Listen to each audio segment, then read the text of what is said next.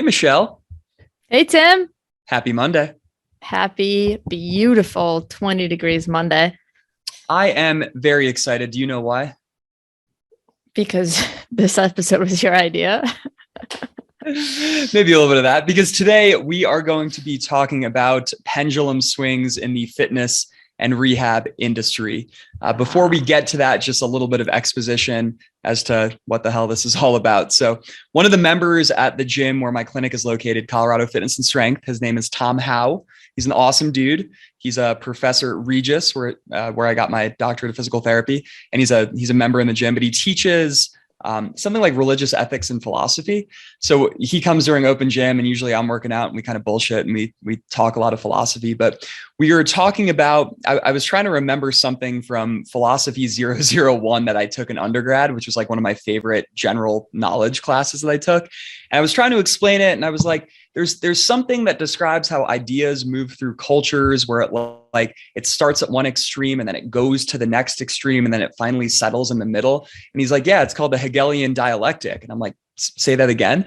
So that concept, which is called the Hegelian dialectic, was brought into the forefront of philosophy by a philosopher named George Hegel, George without the E, because German things apparently.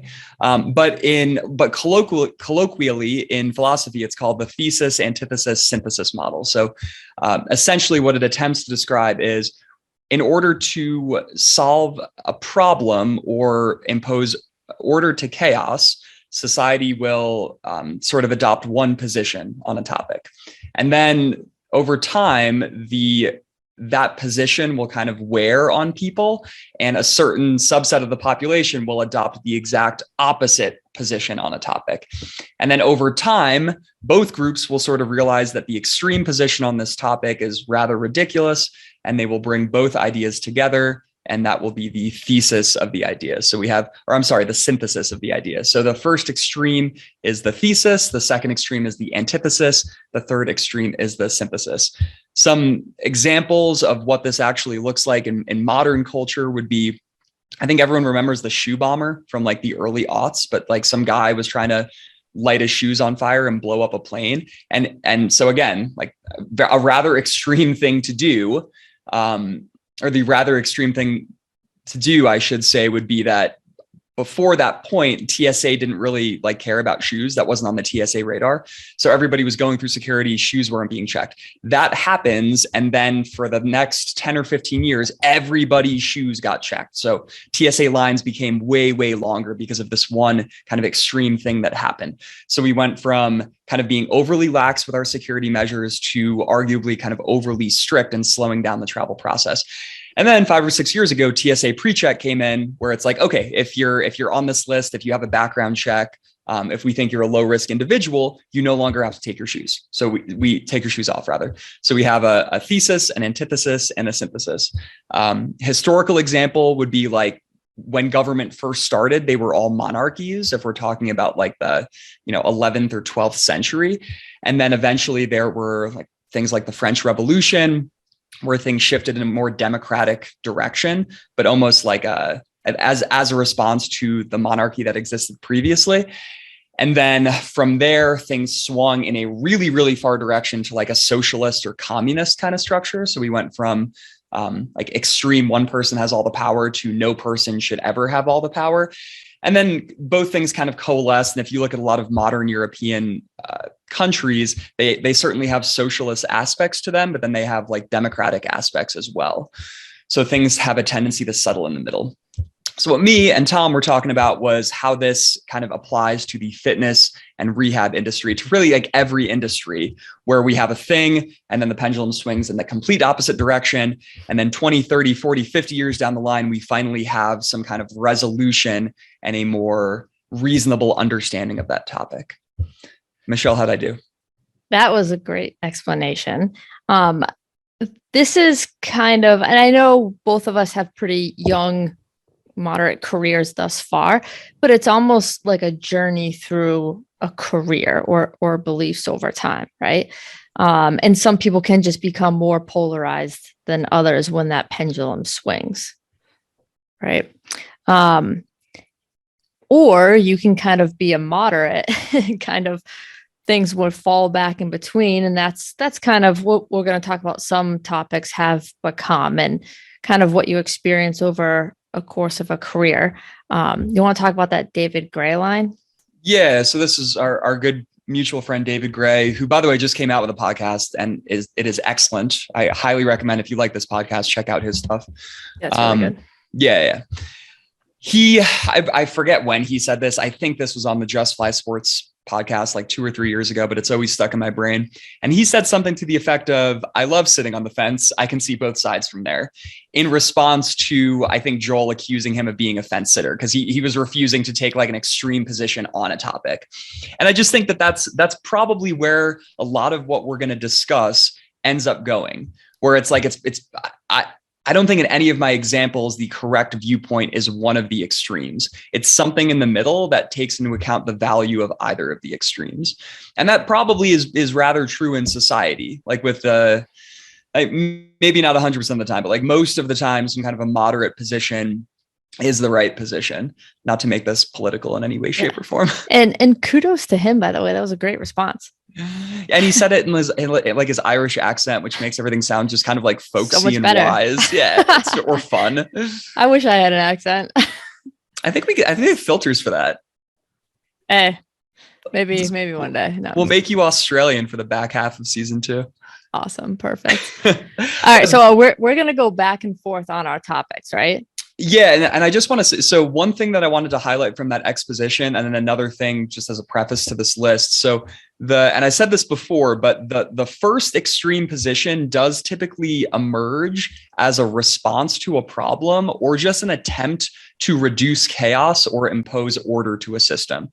I know that's really, really general, but it's like, when we talk about a lot of these things, like, where did that first idea come from?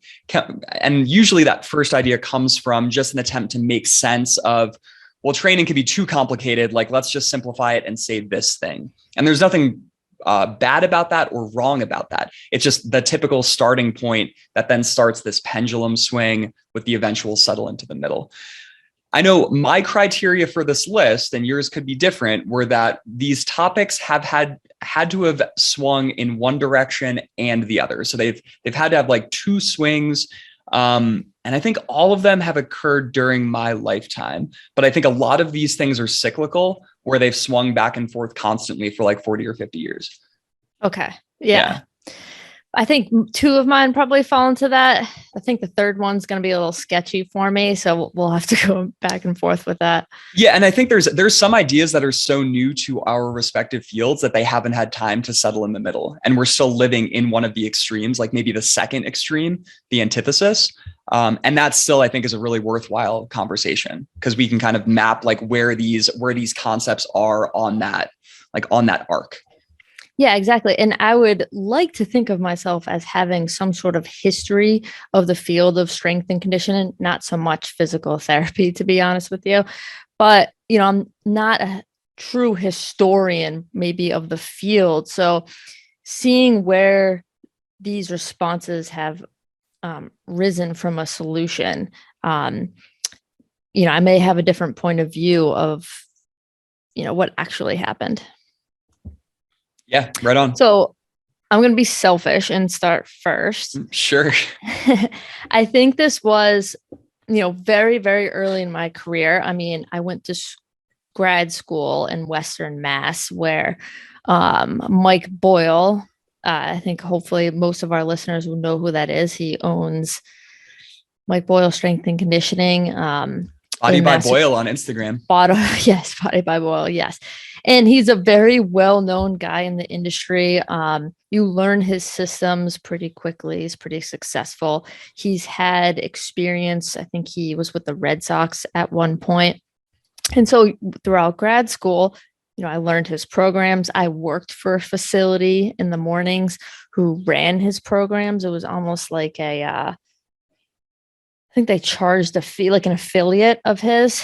And basically what was swinging was, I believe, in response to maybe his history of collegiate athletics, working at BU, working with the Red Sox, I think he was seeing a lot of athletes either get injured from back squatting, or he didn't connect it with performance gains. It maybe people pushing it too much. So he kind of, I think, swung the pendulum to the other side of never bilateral squat, only single leg training.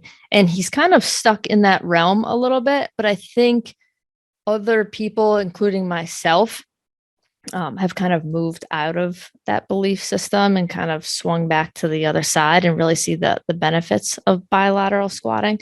But I don't know, maybe if he's only solely against it in terms of like the load that's involved in that.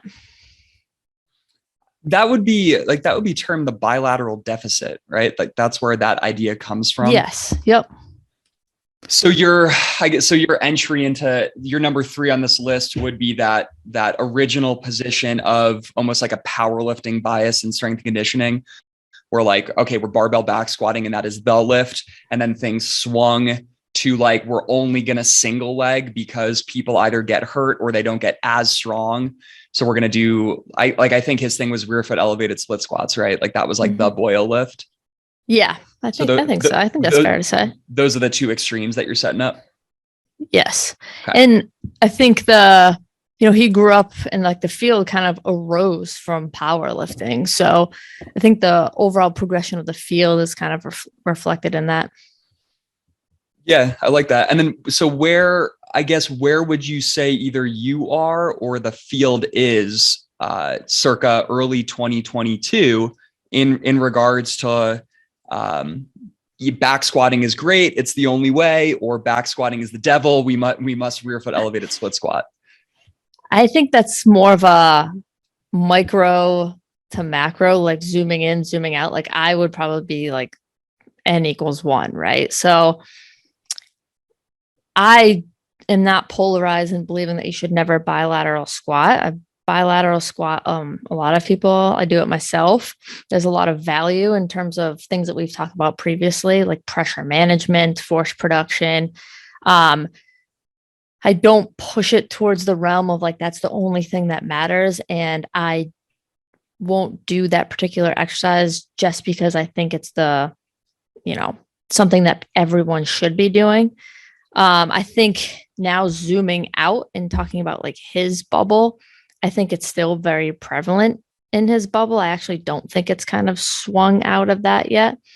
But even taking it a step further outwards in terms of the whole strength and conditioning field as a whole, I think it has swayed a little bit towards, okay, not believing bilateral lifts are the only thing. But I don't know, in the collegiate realm, I think it's I don't think that's really been touched. I think the big 3 lifts are still very prevalent there. So I don't know if it's kind of come out of that Boyle world and really made a huge impact to everyone else around. Yeah, that sounds right. And I mean, I think I'm just trying to think about like what I advise clients to do or how I program. And I don't know if I've programmed a barbell back squat like in the past year, but I wouldn't, like, if someone was an Olympic weightlifter or a competitive CrossFitter and they wanted to get more squat volume, I don't think I'd be opposed as long as it looked okay and it felt all right. I've certainly programmed a bunch of rear foot elevated split squats and like unilateral type work, but like you said, it's like each has their limitations. A person's probably never going to get as strong as they optimally could if they don't include bilateral lifts. But bilateral lifts probably bring about an increased risk of range of motion loss, of injury, of just kind of like bad things. Or even, I mean, I would even say probably specifically a squat with a barbell and a back rack, because I think a safety bar squat is a different thing. I know like you and I are both big fans of high handle trap bar deadlifts. Like those are bilateral lifts that tend to be a little bit better tolerated. But it's like, I think for me, the resolution of these ideas, because I remember when this happened, this was like high school, early college for me, where it was like everything that you would read in Men's Health or on T Nation was like bilateral deficit. You're only going to get as strong as you possibly can if you train both legs individually. I remember thinking like, oh, that seems like a pretty good idea. And then I got into CrossFit and everything was bilateral. I entirely forgot where I was going with that train of thought. Yeah, I don't think I've heard the term like bilateral deficit in like 10 years. Yeah, I mean, I think it was coined for this exact concept. And I believe that the true tenet of bilateral deficit is that if you summate the weight that you can rear foot elevated split squat on the right and the left, that is a higher number than your squat. And so I think the Boyle thing, and again, not to speak for anyone in the camp, especially not to speak for Mike Boyle, he's going to come to Denver and squeeze my head like a cantaloupe. The limiting factor in a barbell back squat is probably going to be more so your ability to stabilize a heavy load. And can you generate like enough axial stiffness in your rib cage, your spine, and your pelvis to support the barbell? And it's never going to maximally tax legs. Like there's probably a little bit to that. Yeah. And I think the risk versus benefit too, in terms of the types of clientele, I think you have to consider the context with that a little bit. Because if I owned a facility to reduce risk, would I just take that exercise away from everyone? Maybe. Yeah. Especially with you're dealing with like very low training ages. If people can get strong with, single leg lifts or split squats, maybe you are reducing some of the risk involved in loading. Especially like, I think as long as you have something that looks like a bilateral squat still in a program, like if you still have some kind of a box jump variation where you're training power development in a symmetrical bilateral stance, you could probably get away with that. And then just train more like grindy strength in more of a unilateral context. I mean, hell, that's like more or less what I do with my own training now. We should move on to make sure this episode isn't 2 hours. Anything else to wrap up that topic? I think that was excellent. No, I think my next one's pretty much going to connect to it, but you go. Okay, cool. So this is kind of a point of running history nerddom for me. But my number 3 is that when we run, we want perfectly formed arches with very supported shoes and orthotics to support that foot structure in order to minimize injury risk and maximize performance. That was position 1. I would say that seems like it was prevalent in the 80s and 90s. Position 2 in the mid to late aughts was this barefoot running and minimalist running craze. So I think position 1 arose as an attempt to solve the problem of runners getting injured. And then the second position, the minimalist craze, which I think was brought about by Born to Run, at least like the most recent iteration of the minimalist craze, also was attempting to solve that same problem of weak feet and people disconnected with their feet get hurt more. So now everybody should transition to minimalist footwear, transition to barefoot running.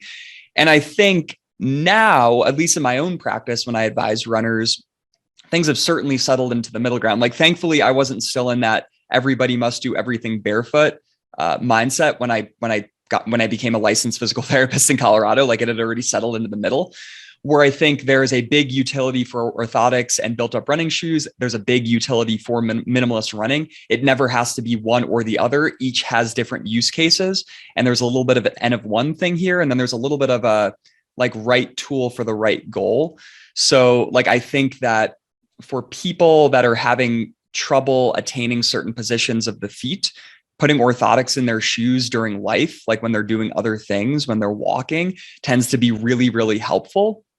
But then having them train in something that's a little bit more minimalist to get them to sense what their feet are doing, to get them to feel inside edge, outside edge, toe side, heel side, tends to be really, really helpful. In running, this might look like, okay, some of your slower, easy miles are in a built up running shoe with an orthotic.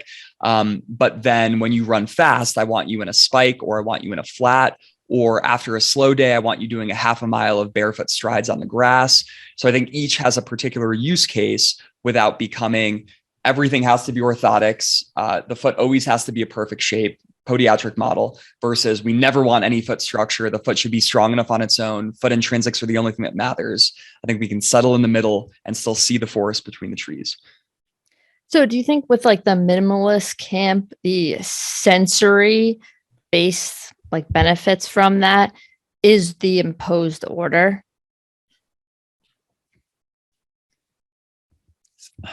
Say that again. So if they were both trying to like solve a problem, so like arches in shoes or minimalist wear, like how do you think both of those responses imposed order on the foot? Oh, I think system. I think the podiatric model was like, okay, so this overpronation thing is the root cause of all injuries. Okay. So we're going to post the arch up. So we're going to resist the amount of pronation. And then I think the minimalist folks were like, people doing weird things with their feet during running because they can't feel their feet, because they can't feel the ground, is the root cause of injuries. And I remember there was like an off quoted study, which I've never looked into like whether or not this is real, but they had gymnastics that were like early teens, mid-teens, like higher level gymnasts, and they had them land on a firm surface versus land on a soft surface when they dismounted. And there were more forces going through a person's system when they landed through the soft surface. Like there was more of an impulse that reached the ankles, the knees, the hips, and the spine, because a person didn't have appropriate stiffness at the feet because the surface was compliant. So that mantle was kind of raised by the minimalist running community to be like, all right, in order to have less of a ground impulse coming up from the ground through a body to a person's knees or hips or back, let's have them run with no cushioning. So they're going to change the way that they run. So I think both were attempting to solve this injury problem via different mechanisms. Okay. Yeah, that was a good answer to my question. I like that. That was good, Tim. Yeah, I think that was it. Like, I think of all the ones that I'm going to list, that's the one where I'm confident, like it happened over the longest period of time in my life. Like I saw this happen when I was like a young high school athlete, the podiatric stuff. And then I saw it switch when I was in college to the minimalist stuff, much to my chagrin, because it was responsible for like just a rash of stress fractures that I had because I really bought in. And then I've kind of seen things, at least in my own world, like settle into the middle, where you have people like really smart people like Joel Smith, really like extolling the virtues of doing most higher intensity training in minimalist footwear. But then you have people like Mike Camporini, like people from the Bill Hartman school of thought, extolling the virtues of like, hey, but sometimes we want the foot to be supported in particular shape so that we give the body improved movement options. And it's like both things can totally coexist. We don't have to throw one out by embracing the other. Sitting on the fence. Mr. David Gray. All right, you're number 2, Michelle. More is better, swinging back to less is better. So I think this is okay. Like coaches in particular, and kind of early on in my strength conditioning experiences, the answer was always more. Well, if it's not working or if it's not feeling right, let's just do more reps, more sets, more loading. That was the whole goal, is to do more. Or as like a bad response to maybe not getting results. And then I feel like the pendulum has really swung with this huge uproar in biomechanical schools of thought, such as the Postural Restoration Institute and the Bill Hartman model, melding into the strength and conditioning world, where it's like, well, maybe we should, do more lower level exercises, or people taking exercises from this knowledge based and really kind of bringing things down a lot, and maybe losing sight of, challenging people and developing fitness. Yeah, I like that quite a bit. So where, I guess in your own practice personally, like where do you see the resolution between these things? Like how have you solved that? I was the epitome of going through this pendulum swing. I think in grad school, when I was in a strength and conditioning program, more is always the better. The sole goal is increasing weight on everything that you do. And then, of course, all my experience going through like the PRI system, I was did what everyone did. I had a Division I ice hockey team, and we were doing like 90-90 breathing for 10 minutes. And then rolling over and doing like a side plank or something. And that was like lift, unfortunately. But then you get exposed to people like, give obviously Pat Davidson a lot of credit. And hopefully myself, I feel like I can put in that realm of being like, okay, what are the overarching principles that these schools of thought are trying to tell us what's important? Understanding context, and they're really geared towards a physical therapy setting.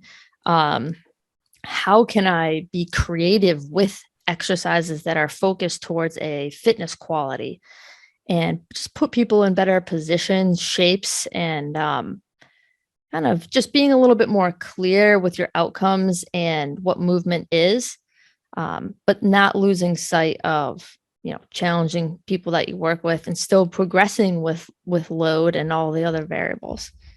Yeah, I think we mentioned this in the episode that we did with Lance, but when I was Lance's client, I remember being afraid, like he got me when I was kind of over PRI'd. And yep. I remember being afraid, like, oh, like I'm not doing this lift in a perfect position. Won't that mess up my table test? Won't that get me further away from neutral? And he said, and I remember this to this day, he's like, look, man, not all adaptation is neural. Meaning like not everything that you do in the weight room or in your training needs to be for the purpose of learning a different position or improving like a movement outcome, like a range of motion or a table test.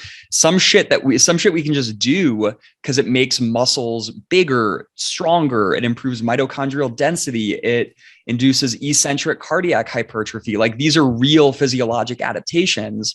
And I think when you were describing like that second camp, the everything needs to be breathing, everything needs to be unilateral, slow tempo. It's like we really sell ourselves short because we're not creating a lot of physiologic change. Yes, exactly. Thank goodness you ran into him, by the way.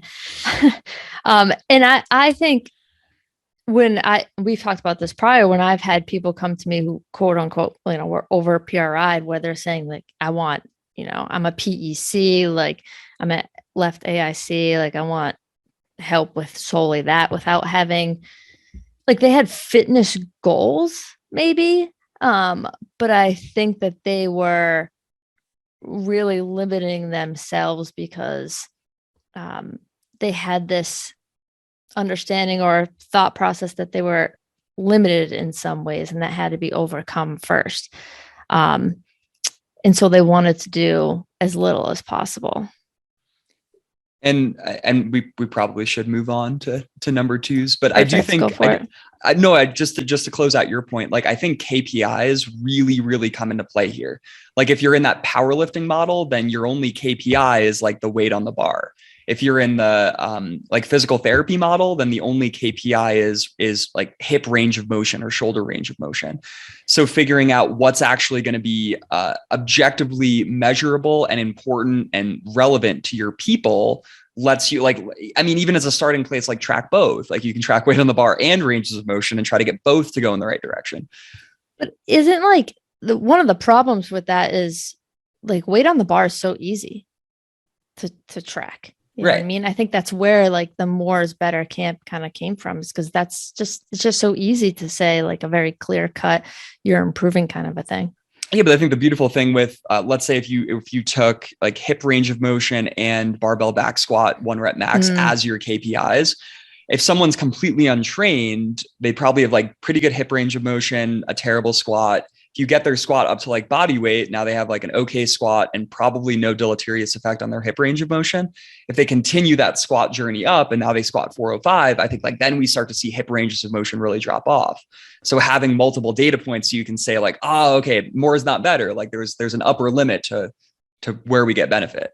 And that's the definition of sitting on the fence. Look at that. Always come back to it. Okay, you go.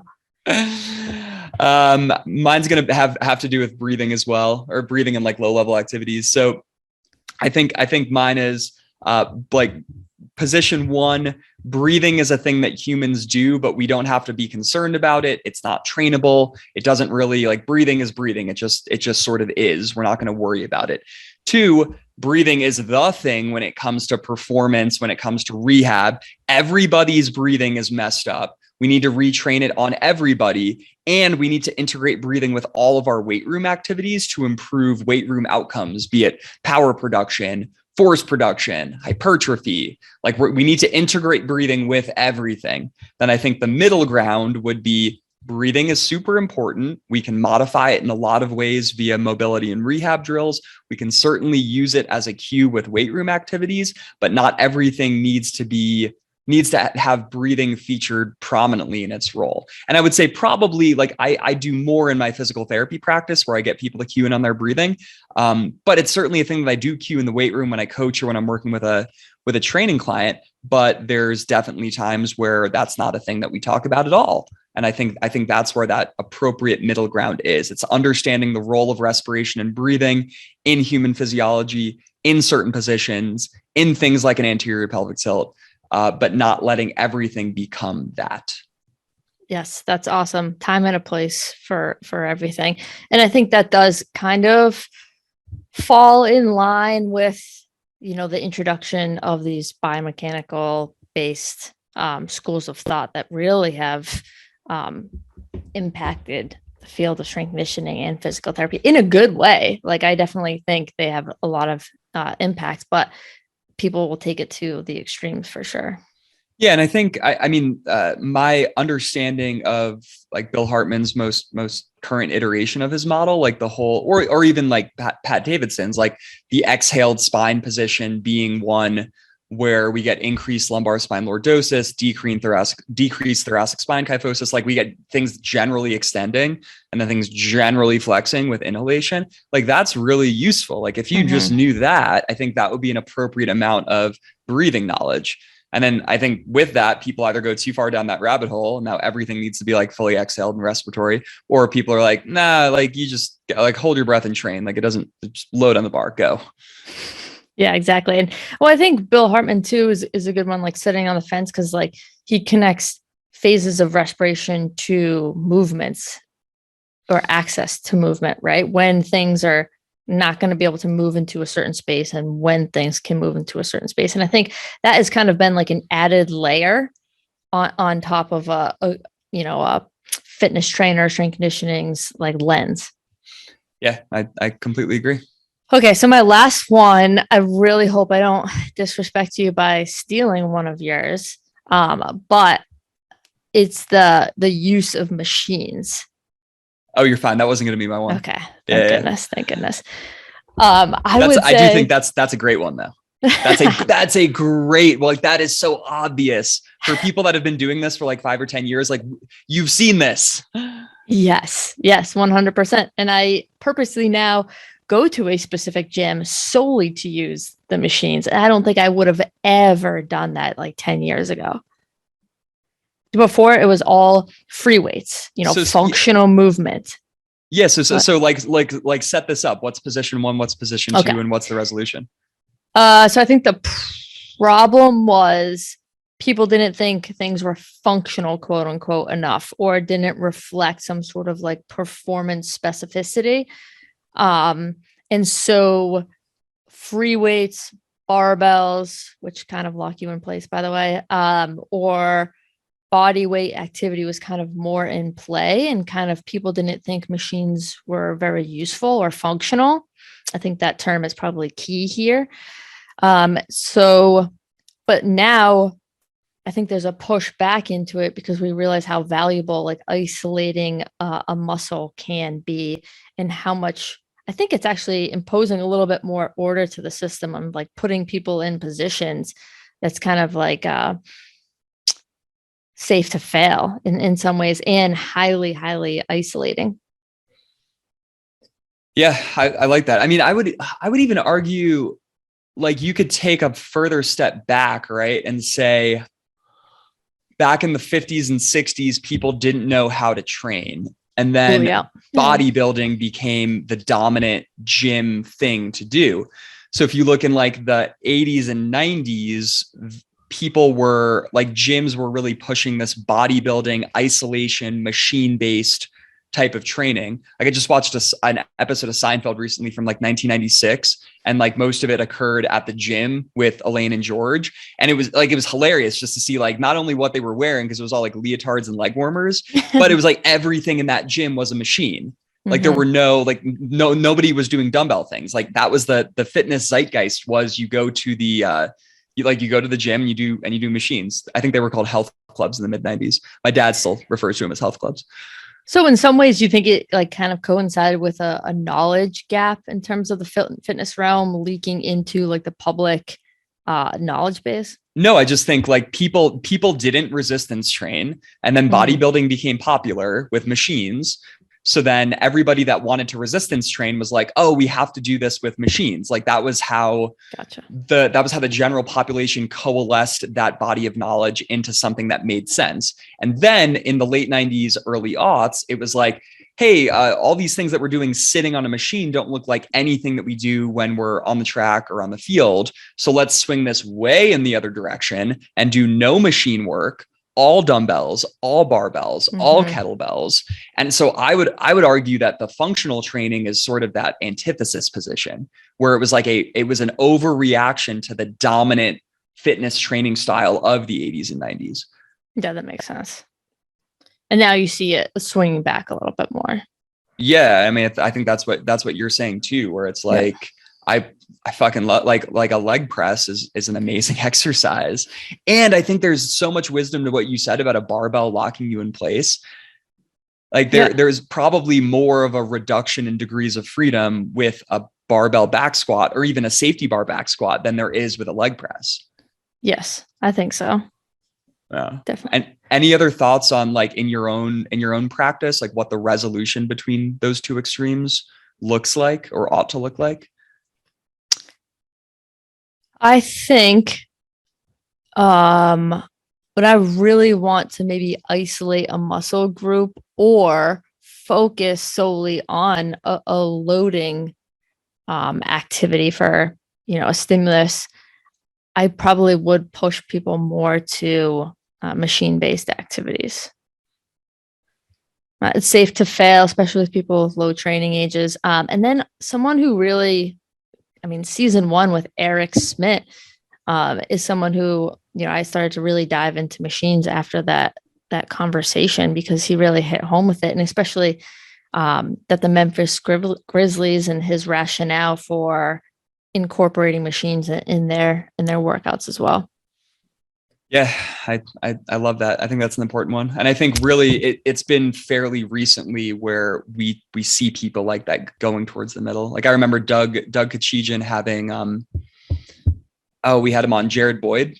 Yeah. On his podcast, like a couple of years ago, talking about like how they were switching to machines, and that was like novel, and they were both stoked on it. All right, you ready for my last one? Last one, Tim. Very exciting. This is the one that started this entire topic. And I'm gonna try to say it without too many like SAT and GRE words, but here goes.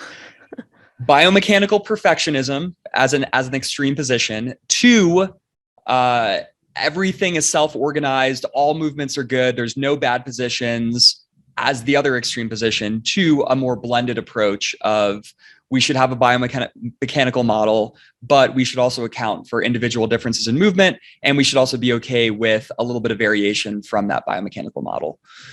And I think that this is, even for me personally as an athlete, this was such an important concept to grasp, because I think when you go to physical therapy school, it's sort of, I don't even know if this was explicitly stated, but it's just assumed that like certain positions of the body are good and certain positions are bad. Like knees in are bad. A rounded back is bad. And so we want to get a person into another position and then they'll feel good. And maybe that could also be an educational strategy. Like it's easier to teach people something than to teach people that chaos is okay. Like, because then like what is the education system doing in that? But I think the order of these things matter. I think if you're educating someone, you start with a biomechanical framework, and then you overlay this knowledge of, but human beings are really, really robust. We adapt to a lot of things. We can make a lot of different positions and movement strategies work. So now you got to figure out, all right, how do you square those two in your mind? How do you square the fact that probably knees over your feet in a squat is going to be good as opposed to knees in? But if we see a little bit of valgus twitch at the bottom, that's okay. And we're not going to cue that and we're not going to drill that to death. Yes, exactly. And not everything is going to look the same. I remember Erik Huddleston last season talked about like butterfly reps and allowing that variability to occur within a set of movement. It's funny that you brought up David Gray's podcast because I was listening to him and Joel on his podcast yesterday, and they had actually talked about kind of an athlete who was very, very highly structured, almost too structured.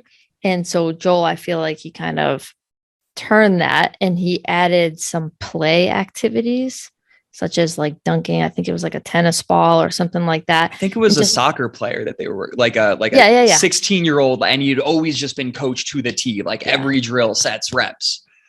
So it's almost like, and I've seen that a lot in Joel. I know you follow him a lot more than I, but when I think of Joel, I think of kind of like the Bosu ball, maybe pendulum swing, where it relates to you of like, like Bosu ball adding like kind of like an imbalance or something like a unstable ground. And that I feel like kind of went away for a little bit in terms of, people think everyone who puts someone on a Bosu ball is stupid or blah, blah, blah. But now like Joel was actually very intelligently talking about some of his activities, including an unstable surface and why. And they actually talked about order and chaos, not to summarize that podcast or anything, but when you're asking the body to do a chaotic task, it's going to impose order, which I thought was a great discussion. So I highly recommend listening to that podcast. But when I hear you talk, I really think about their conversation that they had. Yeah, I mean, and this is something that I remember in that episode, because I think I listened like 2 or 3 weeks ago as well, where David was talking about proximal versus distal rigidity and stiffness, where like if the foot does not have something stable where it can be stiff and responsive, then you're just going to stiffen up more proximal, like at the hip, at the spine, at the rib cage, in order to create a system that's stable. But if you can teach the foot to be the generator of that stability, then you open up degrees of freedom kind of where most people feel tight all the time. And I know he talks about this in terms of co-contractions. So we don't want the co-contractions around the spine. Like we don't want a spine minimizing degrees of freedom. In sprinting, we'd like a foot minimizing degrees of freedom. Yeah, exactly. But it just goes to your point of how people are kind of incorporating a little bit more self-organization and opportunities to explore movement a little bit and moving away from this very structured approach.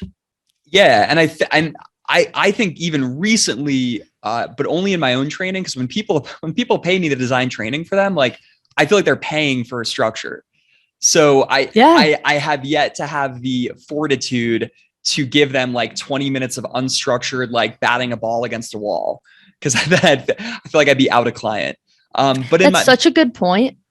But in my own training, like now, like I try to cap every training session. And this is something that, David Gray's getting a lot of play this podcast, but in our episode, which will be one of the earliest ones in season 2, like he talked about just having an athlete like dribble a basketball for 5 or 10 minutes at the end of the session, or dribble a soccer ball, just to get out of that like very cognitive, like rigid movement kind of thing. And that's something I've been messing around with, and I absolutely love it. Yeah, that's such a great point. And it's also like sometimes the constraints of remote coaching, where it's like I would love to be able to explore a little bit more. I know you and we called like those sessions like exploratory sessions, and it's nice to have a client where you can kind of bounce ideas off, and they're very body aware and kind of exploring things. Versus like remote coaching, I find it has to be a little bit more structured in terms of, my comment section often is like, you should feel this area on your foot. It's almost like you're not giving them any sort of opportunity to, kind of get feedback from them. Yeah. I mean, I even think about like the extremes in terms of clients I currently manage, and I don't think either one of them would mind me discussing this, but like I have an awesome client, Rachel, who's a trail runner, and she's incredibly body aware and incredibly curious. So it's like, I just finished designing a program for her. I'm having her do some bounds over PVC pipes where she's messing around with different arm swing strategies to explore like, what is a like what does a forward arm swing do? What does a backwards arm swing do? What is right forward, left, back do, just to try to like explore that and feel that and maybe integrate that into running. And I have another client, Alex, who it's like we're solving a completely different fitness problem. Like he doesn't have like specific performance goals. He just wants to kind of like look good, feel good, be able to run consistently. So it's like his stuff by design is more simple, it's more structured because he just wants to get those workouts in. So I think in order to be a good coach, to be a good trainer, you have to realize the type of person that you're dealing with and the problem that they're hiring you to solve. And is it one of no order, no motivation, or is it one of I don't have the resources at my disposal to explore movement, and I feel like I'm kind of like stuck in this rut?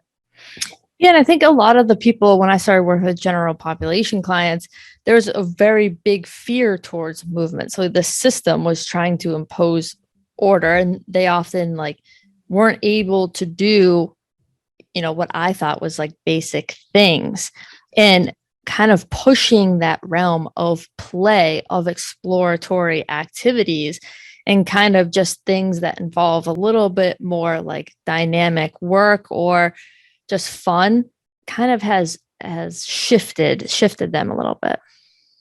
Yeah, I love that. I'm glad we ended on that because I feel like that's something that's hopefully like rather near and dear to your heart too. Very. Or brain, I suppose. Any other closing thoughts before we wrap this thing up? I would be interested to hear some of the listeners' examples of that. If they have any examples, please let Tim and I know. I think I would definitely want to hear some of the listeners' opinions about that. Yeah. Or if we got anything wrong, like, because I do think that not everything features the optimal solution as the middle point between two positions. So listeners, like if you think that the right viewpoint, like let's say you think machines only is the best way to go, we would love to hear from you as to why that might be the case. And feel free to reach out via, I would say Instagram would be the best way to do that when we post this thing. Or if you just are liking this podcast in general, we would very much appreciate it if you would leave a 5-star review on Apple Podcast. That would be muchly appreciated by me and Michelle. Perfect. All right. Thanks, Tim. Yeah. Good to talk to you as always. Good time. All right. Talk to you soon. Bye.